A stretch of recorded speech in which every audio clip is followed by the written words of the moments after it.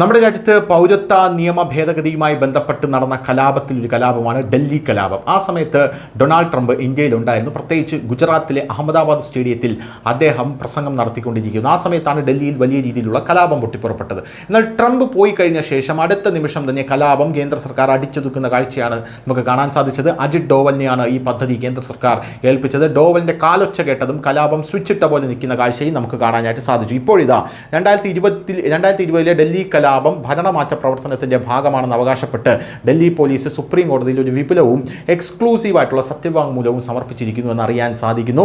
Supreme കോടതിയിലാണ് ഈ സത്യവാങ്മൂലം സമർപ്പിച്ചിരിക്കുന്നത്. ഈ കലാപങ്ങളെ വെറും ക്രമസമാധാന പ്രശ്നമായി കണക്കാക്കുന്നതിന് പകരം ഡൽഹി പോലീസ് കൂടുതൽ ആഴത്തിൽ പോയി അതിൻ്റെ രാഷ്ട്രീയ ലക്ഷ്യങ്ങളോടുള്ള ഒരു ഓപ്പറേഷൻ എന്ന് വിശദീകരിച്ചു. കലാപത്തിന് പിന്നിലെ ഗൂഢാലോചനയും ഉദ്ദേശങ്ങളും കുറിച്ചുള്ള അന്വേഷണത്തിന് ഈ സത്യവാങ്മൂലം പുതിയ ദിശാബോധം നൽകി എന്നുള്ളതാണ്. അതായത് കേന്ദ്ര സർക്കാരിനെ നീക്കാനുള്ള വലിയ വൻ പദ്ധതിയാണ് ഈ കലാപത്തിന് പിന്നിൽ ഉണ്ടായിരുന്നത്. ഇതിന് കൃത്യമായിട്ടുള്ള തെളിവുകൾ ലഭിച്ചിട്ടുണ്ട് എന്നാണ് ഡൽഹി പോലീസ് പറയുന്നത്. 2020 ഡൽഹി കലാപ ഗൂഢാലോചന കേസിൽ ഉമർ ഖാലിദ്, ഷർജീൽ ഇമാം, മീറ ഹൈദർ, ഗൾഷിഫ ഫാത്തിമ തുടങ്ങിയവരുടെ ജാമ്യത്തെ എതിർത്ത് സുപ്രീം കോടതിയിൽ പോലീസ് സമർപ്പിച്ച സത്യവാങ്മൂലത്തിലാണ് ഏകോപിത ഭരണമാറ്റ പ്രവർത്തനത്തിന്റെ ഭാഗമാണ് ആക്രമണമെന്ന് ഡൽഹി പോലീസ് വിശേഷിപ്പിച്ചത്.